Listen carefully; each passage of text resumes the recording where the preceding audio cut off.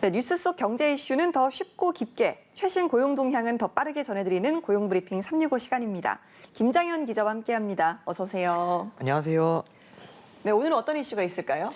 네, 코로나가 잦아들고 일상 회복 단계에 접어들면서 일상을 조금씩 되찾아가고 있습니다. 하지만 자영업자들의 삶은 좀처럼 나아지지 않고 있는데요. 그동안 쌓인 빚과 갚아야 할 이자가 특히 걱정입니다. 실제로 자영업자들이 받은 대출이 1,000조 원을 넘어서서 역대 가장 많은 것으로 나타났는데요. 이슈픽에서 짚어봅니다. 와, 1,000조 원이요. 정말 네. 어마어마한 규모입니다. 국내 자영업자 대부분이 빚더미에 그만큼 어려운 상황이다 이런 말이잖아요. 네, 맞습니다. 코로나가 덮치기 직전인 지난 2019년 말 자영업자가 진 빚이 684조 원이었는데요.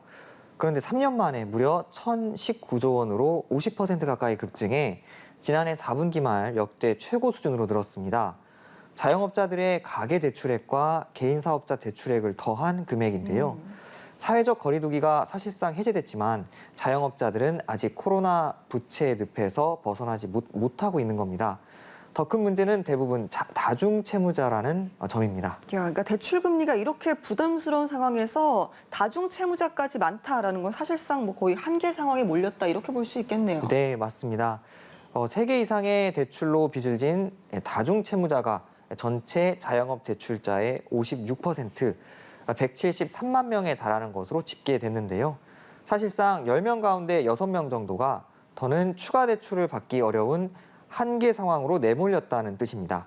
이들 자영업 다중채무자의 1인당 평균 대출액이 작년 4분기 말 기준으로 4억 2천만 원으로 추정되고 있습니다. 그러니까 계속해서 대출 금리가 올랐기 때문에 이 자영업자들의 이자 부담만도 만만치 않을 것 같은데요. 네, 맞습니다. 지난해 대출 금리가 이제 오르면서 이자 부담도 크게 늘었는데요.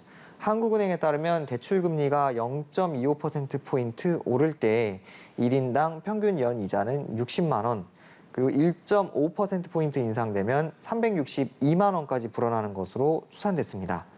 만약 지난 2021년 8월 이후 최근까지 기준금리 인상폭인 3%포인트만큼 대출금리가 뛰었다면 이자만 연간 724만 원 늘어났을 것이란 얘기인 거죠.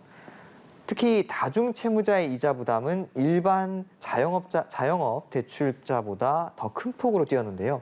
다중채무자의 연 이자는 금리가 0.25%포인트 인상됐을 때 1인당 76만 원, 그리고 금리가 3%포인트 올랐다면 평균 900만 원 넘게 급증했습니다. 예, 가뜩이나 수익이 늘지 않는 상황에서 이렇게 이자 부담만 날로 커지는 상황인 건데요. 결국 빌린 돈을 갚기는 더 어려워지는 게 아닌지 이런 걱정도 듭니다. 네, 이렇게 말씀하신 것처럼 실제 금리 인상 여파로 은행에서 돈을 빌린 후 돈을 못 갚는 사람들이 늘어나고 있는데요. 5대 시중은행의 개인 사업자들의 올 2월 신규 연체율은 평균 0.09%로 그 전달보다 0.01%포인트씩 높아진 상황입니다.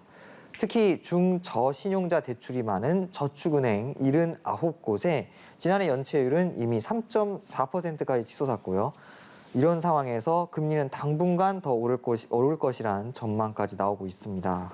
그래서일까요? 이제 올 초부터 법원문을 두드리는 개인 회생 신청자가 크게 늘고 있다 이런 소식도 있더라고요. 네, 맞습니다. 올해 1월과 2월에 법원에 접수된 개인 회생 신청 건수는 모두 19,000여 건이나 되는데요. 지난해 같은 기간 대비 46%나 급증한 수치입니다. 특히 지난해 말부터 증가세가 두드러지고 있는데요. 경기가 나빠지고 금리가 계속 오른 탓입니다. 코로나 기간에 어려워진 자영업자가 많았고 그래도 정부 지원을 받거나 빚을 내서 버텨왔지만 이젠 한계에 다다른 건데요. 그런데 전문가들 사이에선 이건 시작일 뿐이고 현재 빚을 감당하기 어려운 자영업자와 소상공인이 늘고 있는 만큼 개인 회생 신청 건수가 사상 최고치를 기록할 수 있다는 전망도 나옵니다. 그렇군요. 그래서 정부에서는 이제 빚을 감당하기 어려운 자영업자나 소상공인을 대상으로 지원책도 꾸리고 있지 않습니까? 네, 이렇게 고금리로 고통을 받는 자영업자와 소상공인들의 대출을 낮은 금리로 바꿔주는 저금리 대환 프로그램이 지난달부터 확대 운영 중입니다. 기존에는 소상공인 저금리 대환 대출은 코로나로 피해를 본 자영업자나 소상공인만 가능했지만 얼마 전부터 지원 대상이 전체 개인 사업자와 법인 소기업으로 늘어났습니다. 지원 대상이 늘어난 건 참 반가운 소식인데 중요한 건 이 금액의 한도가 아닐까 싶은데요. 네, 맞습니다. 한도도 개인은 5천만 원에서 1억 원으로, 법인은 1억 원에서 2억 원으로 각각 늘어났고요. 상환 구조는 기존 2년 거치 3년 분할 상환에서 3년 거치 7년 분할 상환으로 더 길어졌습니다. 네, 당장 자영업자의 숨통을 막는 짐을 좀 잠시나마 덜어주는 대책이긴 하지만 이게 또 근본적인 대책은 아니다라는 생각도 드네요. 네, 맞습니다. 그래서 자영업자 대출 상환 유예 조치가 종료된다면 한꺼번에 부실이 터질 것이란 우려가 나오는 이유이기도 한데요. 아직 유예 조치가 계속 다양한 방안으로 연장되는 덕분에 문제가 수면 위로 떠오르진 않았지만 특단의 조치가 추가로 없다면 폭탄은 언제든 터질 수밖에 없는 구조입니다. 금융당국이 자영업자들의 채무 상환 능력을 지속해서 파악하고 이들이 감내할 수 있는 수준의 부채를 갖도록 이렇게 유도해 나가는 정책이 필요해 보입니다. 알겠습니다. 자, 한컷 이슈 오늘은 어떤 소식 준비하셨나요? 네, 오프라인에서도 온라인에서 또 휴대전화 속에 든 간편 결제 프로그램 이용하시는 분들 많으실 텐데요. 특히나 온라인 주문 때 각 사이트에서 내건 자신들의 페이 결제 시스템이 따로 있고요. 그런데 이런 간편 결제가 자영업자를 더 고통스럽게 하고 있다는 것 혹시 알고 계시는지요? 네. 이용자들 입장에서는 네. 간편 결제가 확실히 좀 편하긴 한데 이게 자영업자에게는 더 불리하다는 걸까요? 네, 맞습니다. 자영업자들에겐 카드사보다 간편 결제 수수료가 훨씬 높은 점이 부담입니다. 영세 가맹점이 간편 결제 사업자에 내야 하는 수수료율은 낮게는 0.84%에서 많으면 1% 중반대에 달하기 때문인데요. 실물 카드 수수료가 0.45%인 것과 비교하면 최대 3배 넘게 차이가 나는 겁니다. 저는 이건 좀 처음 알게 된 사실입니다. 그런데 간편 결제 수수료가 더 비싼 이유가 있을까요? 네, 일부 간편 결제 사업자들은 국세청 기준에 따라 중소, 영세 가맹점의 대형 오픈마켓이 포함되기 때문에 수수료율이 높다는 입장입니다.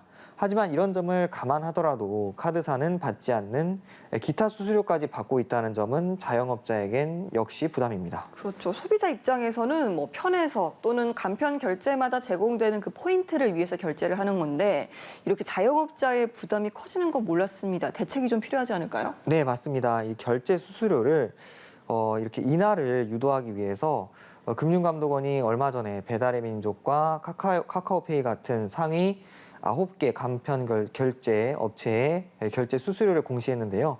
앞으로 반기별 수수료 공시 제도를 이렇게 이어나갈 계획인데 기존에도 이 제도를 시행했을 때 수수료율이 낮아진 효과를 체험했기 때문이란 설명입니다. 하지만 결제 수수료 공시가 실질적인 효과를 보기 전까지는 시간이 걸리고요. 무엇보다 소비자 입장에선 기존에 이용하던 앱을 통해서 결제를 원한다는 어려움도 커 효과는 좀 더 지켜봐야 할 것 같습니다. 알겠습니다. 자, 높은 물가 탓에 금리 인하를 기대하기도 힘든 상황. 장사를 이어가기 위한 운영 비용이라도 마련하려면 빚에 기대해야 하는 게 자영업자들의 현실인데요. 코로나19 속에서도 꿋꿋하게 버텨온 만큼 앞으로의 날도 응원합니다. 오늘도 김장현 기자와 함께했습니다. 고맙습니다. 감사합니다.